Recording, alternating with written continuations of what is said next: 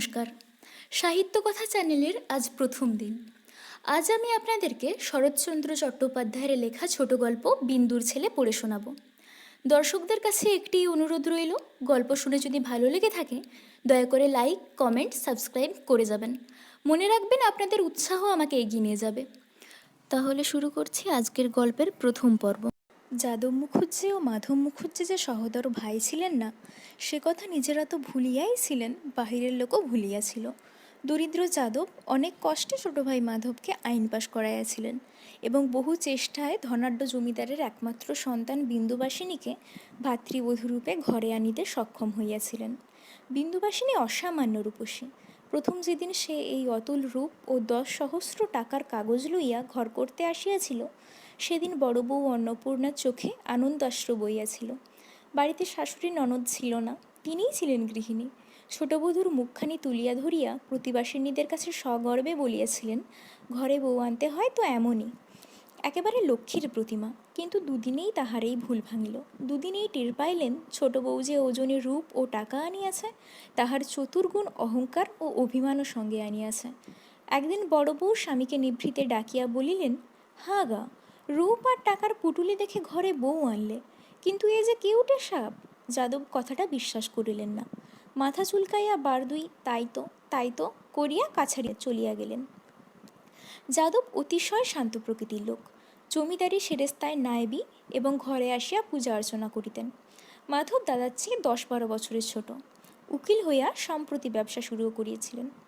সে আসিয়া কহিল, বৌঠান, টাকাটাই কি দাদার বেশি হলো? দুদিন সবুর করলে আমিও তো রোজগার করে দিতে পারতাম। অন্নপূর্ণা চুপ করিয়া রহিলেন। এছাড়া আর একটাও বিপদ এই হইয়াছিল, ছোট বউকে শাসন করিবার জো ছিল না।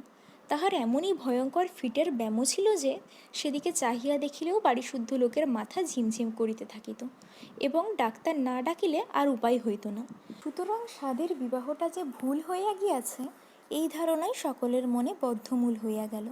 শুধু যাদব হাল ছাড়িলেন না। তিনি সকলের বিরুদ্ধে দাঁড়িয়া ক্রমাগত বলিতে লাগিলেন, না গো না, তোমরা পরে দেখো, মায়ের আমার অমন জগদ্ধাত্রীর মতো রূপ, সে কি একেবারে নিষ্ফল যাবে? এ হতেই পারে না। একদিন কি একটা কথার পর ছোট বউ মুখ অন্ধকার করিয়া স্থির হইয়া বসিয়া আছে দেখিয়া ভয়ে অন্নপূর্ণার প্রাণ উড়িয়া গেল। হঠাৎ তাহার কি মনে হইল, ঘরের মধ্যে ছুটিয়া গিয়া তাহার 1.5 বছরের ঘুমন্ত ছেলে অমূল্যচরণকে টানিয়া আনিয়া বিন্দুর কোলের ওপর নিক্ষেপ করিয়া তিনি পালাইয়া গেলেন। অমূল্য কাঁচা ঘুম ভাঙিয়া চিৎকার করিয়া উঠিল। বিন্দু প্রাণপণ বলে নিজেকে সংবরণ করিয়া মূর্ছার কবল হইতে আত্মরক্ষা করিয়া ছেলে বুকে করিয়া ঘরে চলিয়া গেল। অন্নপূর্ণা দাঁড়ালে ছোট বউ তাহার উত্তরে বলিল, তোমার অতি বড় দিব্যি রহিল দিদি, যদি কোনোদিন আর অমূল্যের দুধে হাত দাও আমারও দিব্যি রহিল, আর কোনোদিন যদি তোমাকে বলি। এই বলিয়া সে মেঝের উপর অমূল্যকে দুম করিয়া বসাইয়া দিয়া দুধের কড়া তুলিয়া আনিয়া উনানের উপর চড়াইয়া দিল। এই অভাবনীয় ব্যাপারে অমূল্য চিৎকার করিয়া উঠিতেই বিন্দু তাহার গাল টিপিয়া বলিল, চুপ কর হারামজাদা, চুপ কর, চেঁচালে একেবারে মেরে ফেলবো। বিন্দুর ব্যাপারে বাড়ির দাসী কদম ছুটিয়া আসিয়া খোকাকে কোলে লইতে গেলে বিন্দু তাহাকে ধমকাইয়া উঠিল, দূর হ, সামনে থেকে দূর হ। সে আর অগ্রসর হইতে পারিল না, ভয়ে আড়ষ্ট হইয়া দাঁড়াইয়া রহিল। বিন্দু আর কাহাকেও কিছু না বলিয়া রুদ্ধমান শিশুকে কোলে তুলিয়া লইয়া দুধ জাল দিতে লাগিল। অন্নপূর্ণা স্থির হইয়া দাঁড়াইয়া রহিলেন। খানিক পরে বিন্দু দুধ লইয়া চলিয়া গেলে তিনি পাচিকাকে সম্বোধন করিয়া বলিলেন, শুনলে মেয়ে ওর কথা? সেই যে একদিন হাসতে হাসতে বলেছিলুম অমূল্যকে তুই নে, ছোট বউ সেই জোরে আজ আমাকেও দিব্যি দিয়ে গেল। যাহা হোক, এমন করিয়া অন্নপূর্ণার ছেলে বিন্দুবাসিনীর কোলে মানুষ হইতে লাগিল এবং তাহার ফল হইল এই যে অমূল্য খুড়িকে মা এবং মাকে দিদি বলতে শিখিল। ইহার বছর 4 পরে যেদিন খুব ঘটা করিয়া অমূল্যের হাতে খড়ি হইয়া গেল, তাহার পরদিন সকালে অন্নপূর্ণা রান্নাঘরের কাজে ব্যস্ত ছিলেন। বাহির হইতে বিন্দুবাসিনী ডাকিয়া কহিল, দিদি, অমূল্যধন প্রণাম করতে এসেছে, একটিবার বাইরে এসো। অন্নপূর্ণা বাহিরে আসিয়া অমূল্যের সাজগোজ দেখিয়া অবাক হইয়া গেলেন। তাহার চোখে কাজল, কপালে টিপ, গলায় সোনার হার, মাথার উপর ঝুটি করিয়া চুল বাঁধা, পরনে একখানি হলদে রঙের ছোপান কাপড়, এক হাতে দড়ি বাঁধা মাটির দোয়াত, বগলে ক্ষুদ্র একখানি মাদুর জড়ানো গুটি কয়েক তালপাতা। বিন্দু বহিল, দিদিকে প্রণাম করো তো বাবা। অমূল্য জননীকে প্রণাম করিল। তাহার পায়ে জুতা নাই, মোজা নাই, পরনে নানাবিধ বিলাতি পোশাক নাই। অন্নপূর্ণা এরপর এই অপরূপ সাজ দেখিয়া হাসিয়া বলিলেন, এতও তোর আসে ছোট বউ, ছেলে বুঝি পড়তে যাচ্ছে? বিন্দু হাসিমুখে বলিল, হ্যাঁ, পণ্ডিত মশাইয়ের পাঠশালায় পাঠিয়ে দিচ্ছি, আশীর্বাদ করো দিদি, আজকের দিনে যেন ওর জীবন সার্থক হয়।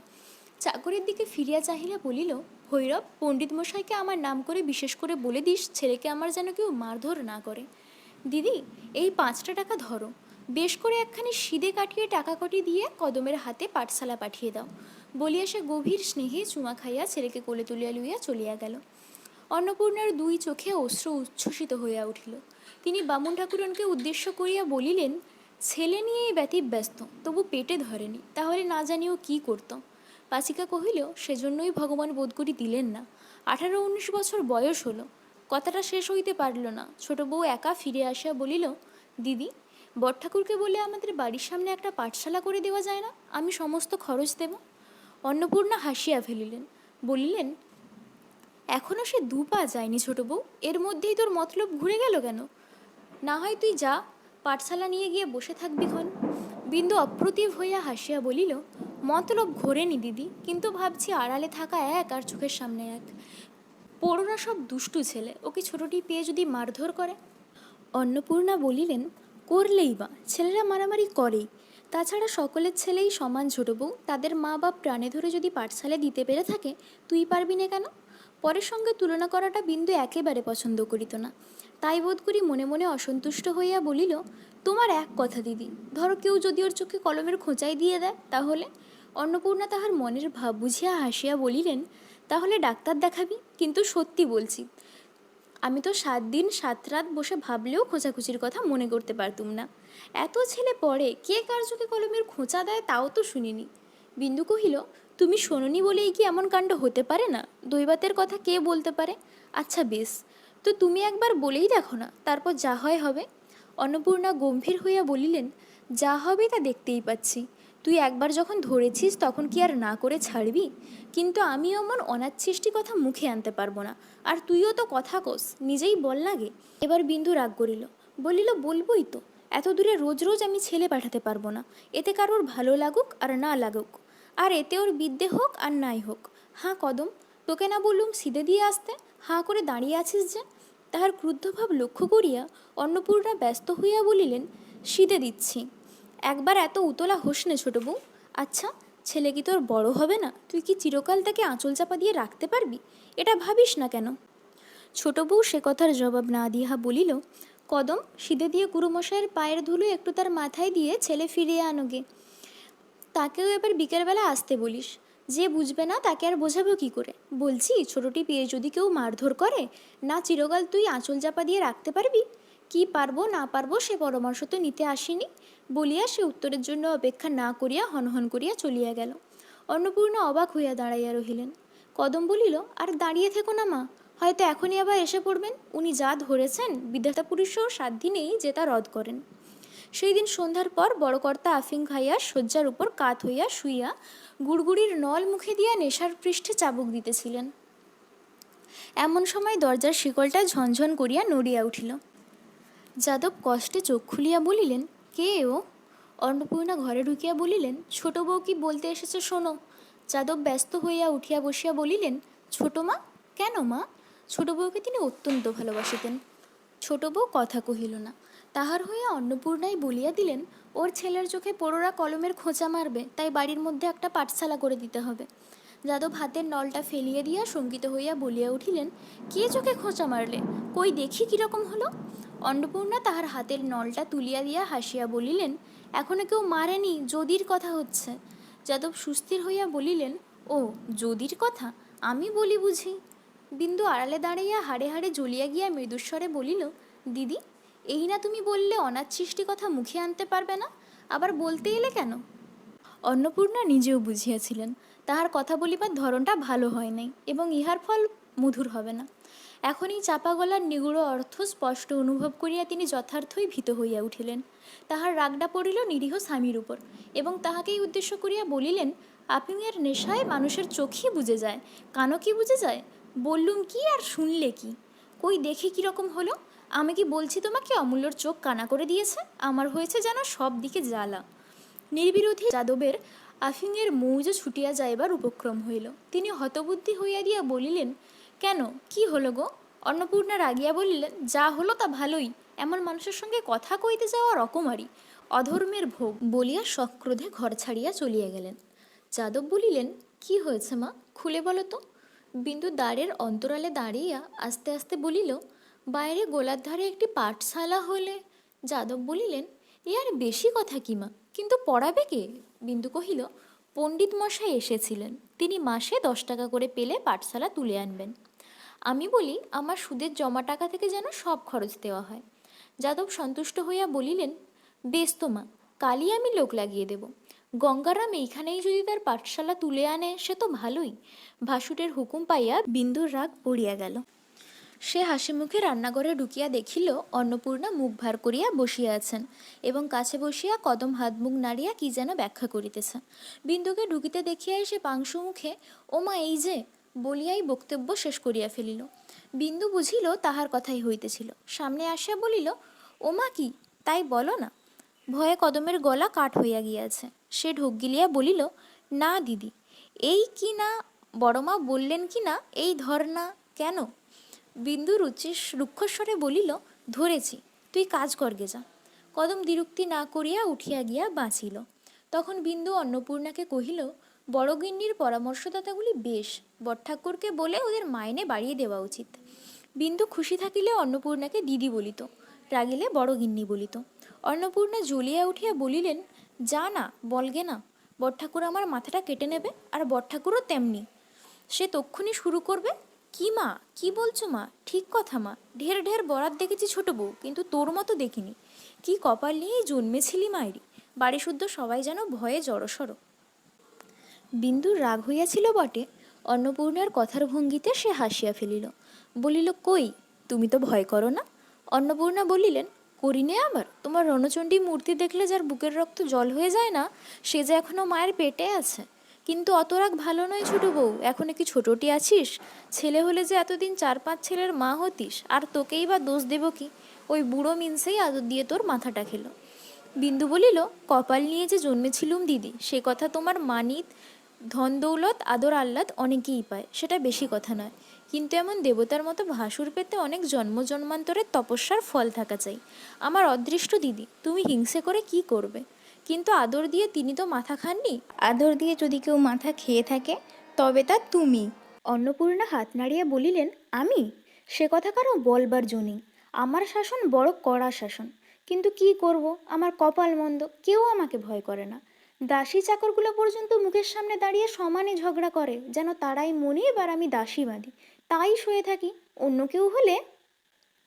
তাহার এই উল্টাপাল্টা কথায় বিন্দু খিলখিল করিয়া হাসিয়া ফেলিল, বলিল, দিদি তুমি সত্য যুগের মানুষ, কেন মরতে একালে এসে জন্মেছিলে?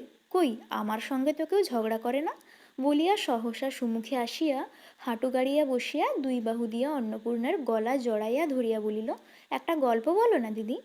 অন্নপূর্ণা রাগিয়া বলিলেন, যা, সরে যা। কদম ছুটিয়া আসিয়া বলিল, দিদি, অমূল্যধন জাতিতে হাত কেটে ফেলে কাঁদছে।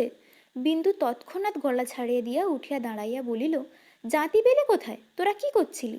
আমি ও ঘরে বিছানা করছিলুম দিদি, জানিও না কখনো বড়মার ঘরে ঢুকে।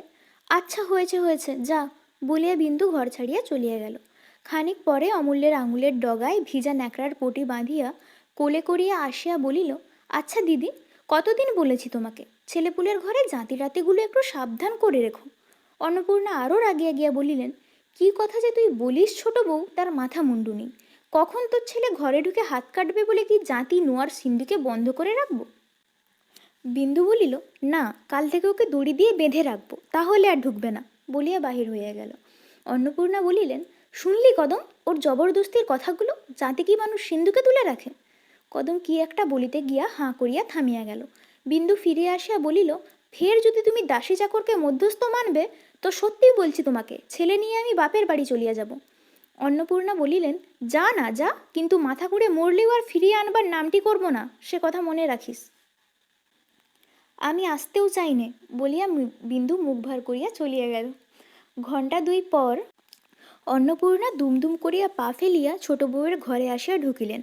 ঘরের একধারে একটি ছোট টেবিলের ওপর মাধবচন্দ্র মকদ্দমার কাগজপত্র দেখিতেছিলেন এবং বিন্দু অমূল্যকে লইয়া খাটের উপর শুইয়া আস্তে আস্তে গল্প বলিতেছিল।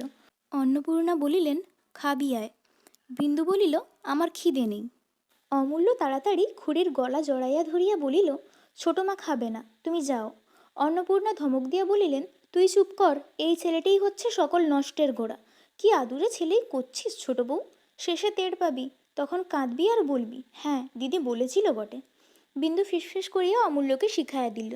অমূল্য চেঁচাইয়া বলিল, তুমি যাও না দিদি, ছোট মা রূপকথা বলছে। অন্নপূর্ণা ধমকাইয়া বলিলেন, ভালো চাস তো উঠে আয় ছোট বউ, না হলে কাল তোদের দুজনকে না বিদয় করি তো আমার নামই অন্নপূর্ণা নয়। বলিয়া যেমন করিয়া আসিয়াছিল তেমন করিয়া পা ফেলিয়া বাইরে চলিয়া গেল। মাধব জিজ্ঞাসা করিল, আজ আবার তোমাদের হলো কি? বিন্দু বলিল, দিদি রাগলে যা হয়, আজ অপরাধের মধ্যে বলেছিলুম ছেলেপুলের ঘর জাতিটাতিগুলো একটু সাবধান করে রেখো, তাই এত কাণ্ড হচ্ছে। মাধব বলিল, আর গোলমাল করো না, যাও, বৌঠান যেমন করে পা ফেলে বেরোচ্ছেন দাদা এখনই উঠে পড়বেন। বিন্দু অমলকে কোলে তুলিয়া হাসিয়া রান্নাঘরে চলিয়া গেল। এক মায়ের দুই ছেলে জননীকে আশ্রয় করিয়া যেমন করিয়া বাড়িয়া উঠিতে থাকে, এই দুইটি মাতা তেমনই একটি সন্তানকে আশ্রয় করিয়া আরও 6 বৎসর কাটাইয়া দিলেন। অমূল্য এখন বড় হইয়াছে, সে এন্ট্রান্স স্কুলের 2য় শ্রেণীতে পড়ে, ঘরে মাস্টার নিযুক্ত আছেন। তিনি সকালবেলা পড়াইয়া যাইবার পর অমূল্য খেলা করিতে বাহির হইয়াছিল। আজ রবিবার, স্কুল ছিল না। অন্নপূর্ণা ঘরে ঢুকিয়া বলিলেন, ছোট বউ কি করি বলতো? বিন্দু তাহার মেঝের উপর আলমারি উজাড় করিয়া অমূল্যের পোশাক বাছিতেছিল। সে কাকার সহিত কোনো বড়লোক মক্কেলের বাড়ি নিমন্ত্রণ রক্ষা করিতে যাইবে। বিন্দু মুখ না তুলিয়াই বলিল, কিসের দিদি? তাহার মেজাজটা কিছু অপ্রসন্ন। অন্নপূর্ণা রকমারি পোশাকের বাহার দেখিয়া অবাক হইয়া গিয়েছিলেন, তাই তাহার মুখের ভাবটা লক্ষ্য করিলেন না। কিছুক্ষণ নিঃশব্দে চাহিয়া থাকিয়া জিজ্ঞাসা করিলেন, এ কি সমস্তই অমূল্যের পোশাক নাকি? বিন্দু বলিল, হাঁ। অন্নপূর্ণা বলিলেন, কত টাকাই না তুই অপব্যয় করিস, এর একটার দামে গরিবের ছেলের সারা বছরের কাপড় চোপড় হতে পারে। বিন্দু বিরক্ত হইল, কিন্তু সহজভাবে বলিল, তা পারে, কিন্তু গরিবে বড় লোকে একটু তফাৎ থাকেই, সেজন্য দুঃখ করে কি হবে দিদি? অন্নপূর্ণা বলিলেন, তা হোক বড়লোক, কিন্তু তোর সব কাজে একটু বাড়াবাড়ি আছে। বিন্দু মুখ তুলিয়া বলিল, কি বলতে এসেছো তাই বলো না দিদি, এখন আমার সময় নেই। তোমার সময় আর কখন থাকে ছোট বউ? বলিয়া তিনি রাগ করিয়া চলিয়া গেলেন। ভৈরব অমূল্যকে ডাকিয়া আনিতে গিয়াছিল। সে ঘণ্টাখানেক পরে খুঁজিয়া আনিল। বিন্দু জিজ্ঞাসা করিল, কোথা ছিলি এতক্ষণ? অমূল্য চুপ করিয়া রহিল। ভৈরব বলিল, ও পাড়ার চাষাদের ছেলেদের সঙ্গে ডাঙ্গুলি খেলছিল। এই খেলাটায় বিন্দুর বড় ভয় ছিল, তাই নিষেধ করিয়া দিয়াছিল। বলিল, ডাঙ্গুলি খেলতে তোকে মানা করেছি না? অমূল্য ভয়ে নীলবর্ণ হইয়া বলিল, আমি দাঁড়িয়েছিলুম, তারা জোর করে আমাকে। জোর করে তোমাকে? আচ্ছা, এখন যাচ্ছ যাও, তারপর হবে, বলিয়া তাহাকে পোশাক পরাইতে লাগিল। মাস 2 পূর্বে অমূল্যর পৈতা হইয়াছিল। সে ন্যাড়া মাথায় জরি টুপি পরিতে ভয়ঙ্কর আপত্তি করিল, কিন্তু বিন্দু ছাড়িবার লোক নয়, সে জোর করিয়া পরাইয়া দিল। অমূল্য ন্যাড়া মাথায় জরি টুপি পরিয়া দাঁড়াইয়া কাঁদিতে লাগিল। মাধব ঘর ঢুকিতে ঢুকিতে বলিল, আর ওর কত দেরি হবে গো? পরক্ষণেই অমূল্যর দিকে দৃষ্টি পড়িতে হাসিয়া উঠিয়া বলিলেন, বাহ, এই যে মথুরার রাজা কৃষ্ণচন্দ্র হয়েছেন। অমূল্য লজ্জায় রুপিটা ফেলিয়া দিয়া খাটের উপর গিয়া অপুর হইয়া পড়িল। বিন্দু রাগিয়া উঠিল, বলিল, একে ছেলে মানুষ কাঁদছে, তার ওপর তুমি? মাধব গম্ভীর হইয়া বলিলেন, কাঁদিস না অমূল্য, ওঠ, লোকে পাগল বলে তো আমাকেই বলবে, তুই আয়। ঠিক এই কথাটাই ইতিপূর্বে আরেকদিন হইয়া গিয়াছিল, এবং বিন্দু তাহাতে অত্যন্ত ক্রুদ্ধ হইয়াছিল। সেই কথাটার পুনরাবৃত্তিতে সে হাড়ে হাড়ে জ্বলিয়া গিয়া বলিল, আমি সব কাজ পাগলের মতো করি না? বলিয়া উঠিয়া গিয়া অমূল্যকে তুলিয়া আনিয়া পাখার বাঁটের বাড়ি ঘা কতক দিয়া দামি মখমলের পোশাক টানিয়া টানিয়া খুলিয়া ফেলিতে লাগিল। মাধব ভয়ে ভয়ে বাহির হইয়া গিয়া অন্নপূর্ণাকে সংবাদ দিলেন, মাথায় ভূত চেপেছে বউঠান, যাও একবার। অন্নপূর্ণা ঘরে ঢুকিয়া দেখিলেন, বিন্দু সমস্ত পোশাক খুলিয়া দিয়া লইয়া একটা সাধারণ বস্ত্র পরিয়া দিতেছে। অমূল্য ভয়ে বিবর্ণ হইয়া দাঁড়াইয়া আছে। অন্নপূর্ণা বলিলেন, বেশ তো হয়েছিল ছোট বউ, খুললি কেন? বিন্দু অমূল্যকে ছাড়িয়া দিয়া হঠাৎ গলায় আঁচল দিয়া হাত জোড় করিয়া বলিল, তোমাদের পায়ে পড়ি বড় গিন্নি, সামনে থেকে একটু যাও, তোমাদের 5 জনের মধ্যস্থতার জ্বালায় ওর প্রাণটাই মার খেয়ে মরে যাবে। অন্নপূর্ণা বাকশূন্য হইয়া দাঁড়াইয়া রহিলেন। বিন্দু অমূল্যর একটা কান ধরিয়া টানিয়া আনিয়া ঘরের এক কোণে দাঁড় করাইয়া দিয়া বলিল, যেমন বজ্জাত ছেলে তুমি, তেমনই তোমার শাস্তি হওয়া চাই। সমস্ত দিন ঘরে বন্ধ থাক। দিদি, বাইরে এসো, আমি দোর বন্ধ করব, বলিয়া বাহিরে আসিয়া শিকল তুলিয়া দিল। বেলা তখন প্রায় 1টা বাজে। অন্নপূর্ণা আর থাকিতে না পারিয়া বলিলেন, হাঁ ছোট বউ, সত্যি আজ তুই অমূল্যকে খেতে দিবি নে? তার জন্য কি বাড়ি শুদ্ধ লোক উপোস করে থাকবে? বিন্দু জবাব দিল, বাড়ি শুদ্ধ লোকের ইচ্ছে? অন্নপূর্ণা বলিলেন, এ তোর কী রকম কথা ছোট বউ? বাড়ির মধ্যে ওই একটি ছেলে, সে উপোস করে থাকলে তোর আমার কথা ছেড়ে দে, দাসী চাকরেই বা মুখে ভাত তোলে কি করে বল দেখি? বিন্দু জিদ করিয়া বলিল, তা আমি জানি নে। অন্নপূর্ণা বুঝিলেন তর্ক করিয়া আর লাভ হইবে না, বলিলেন, আমি বলছি, বড় বোনের কথাটা রাখ, আজ তাকে মাপ কর। তাছাড়া পিত্তি পড়ে অসুখ হলে তোকেই ভুগতে হবে।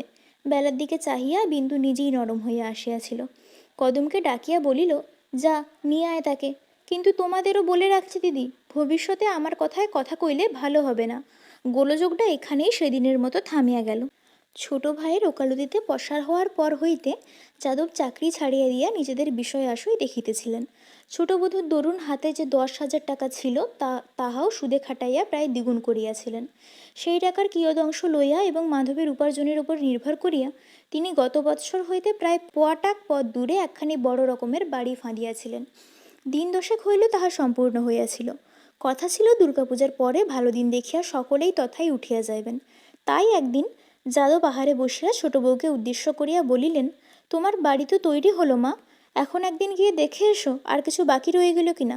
দূর একটা অভ্যাস ছিল, সে সহস্র কাজ ফেলিয়া রাখিয়া ভাসুরের খাবার সময় দরজার আড়ালে বসিয়া থাকিত।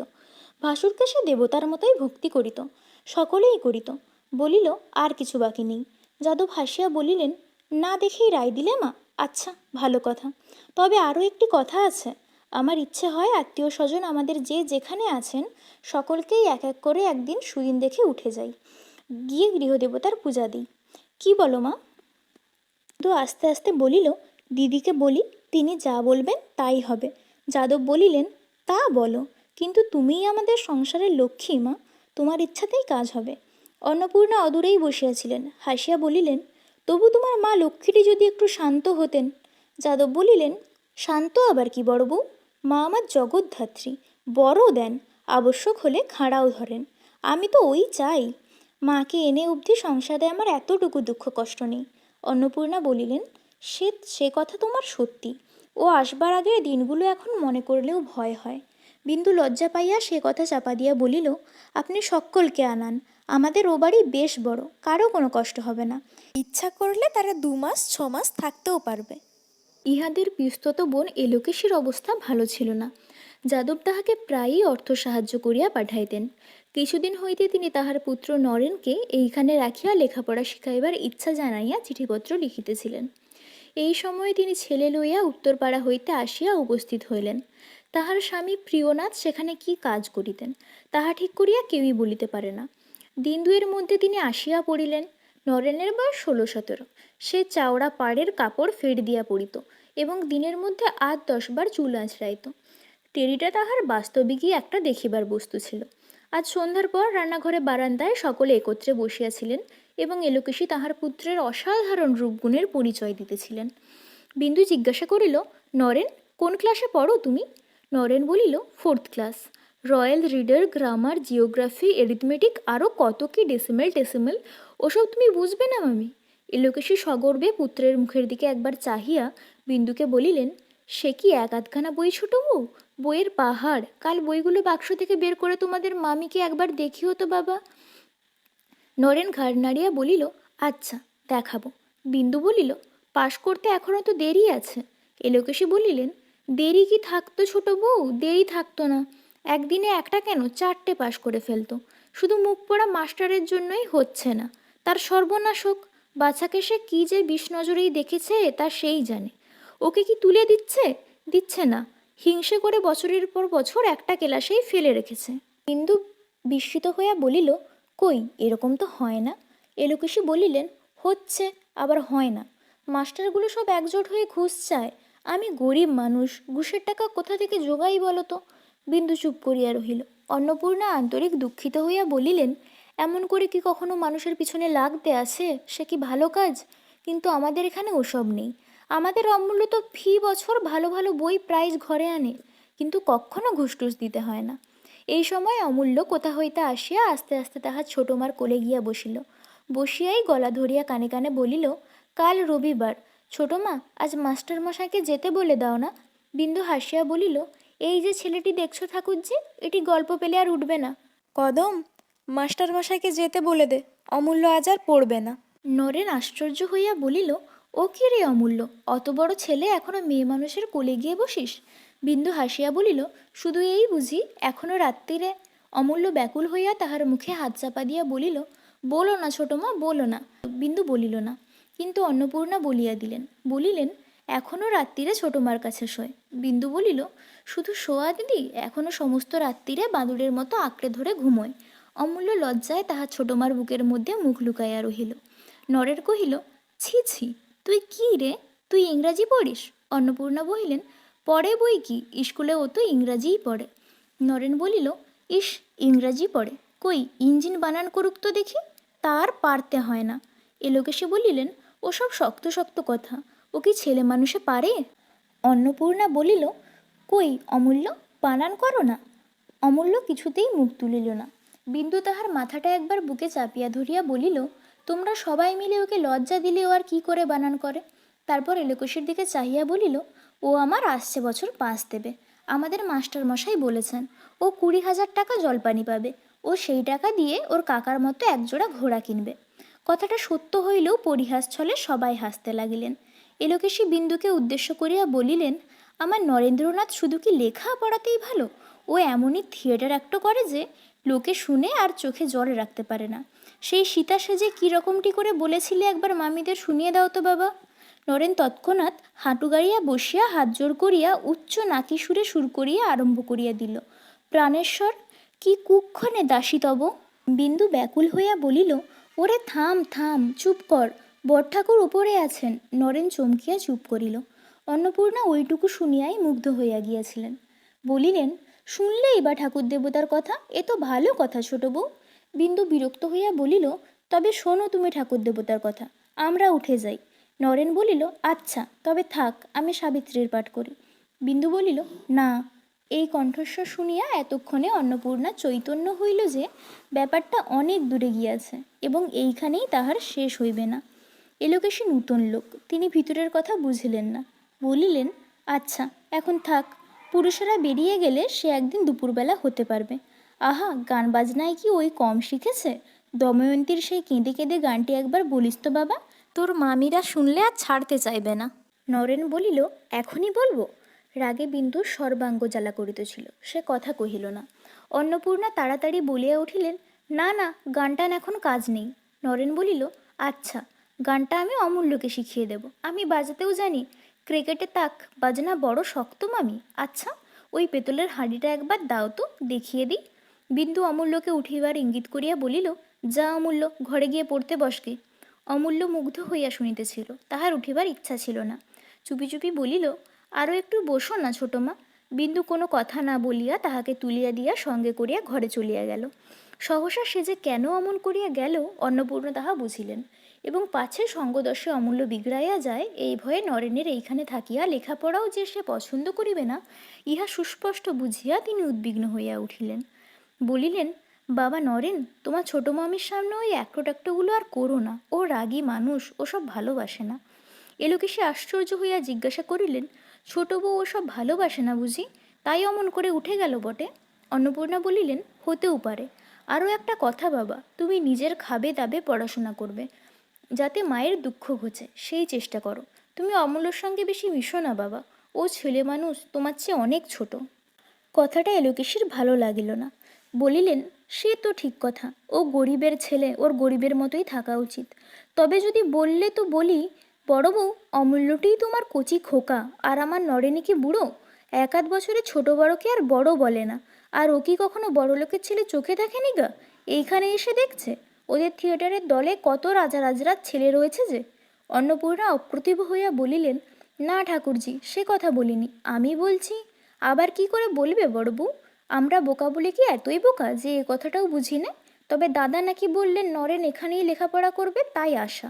নইলে আমাদেরও কি দিন চলছিল না? তাহলে আজ এ পর্যন্তই। বিন্দুর ছেলে ছোট গল্পের পরবর্তী পর্ব নিয়ে খুব শীঘ্রই ফিরে আসবো।